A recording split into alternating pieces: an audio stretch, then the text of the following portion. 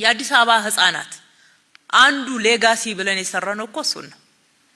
የተዘነጉ ተገቢው ትኩረት ያልተሰጣቸው ከትምህርት ቤት ከመጡ በኋላ ምገባ፣ የትምህርት ቁሳቁስ የመሳሰሉትን እናቀርባለን።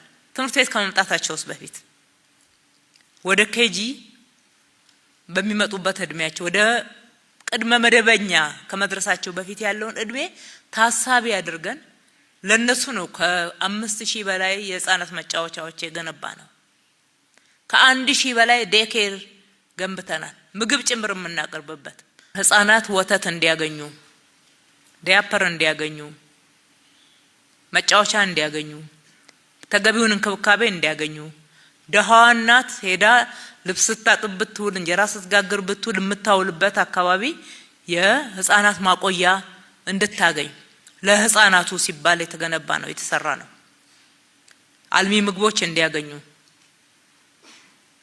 መስሪያ ቤት ነው የከፈትነው። ስትራቴጂክ ጽህፈት ቤት ተከፈተው ለዚህ ነው። ለምን ስትራቴጂካል ነው? የትውልድ ግንባታ እኮ ስለሆነ ነው። የትውልድ ግንባታ ስለሆነ ነው።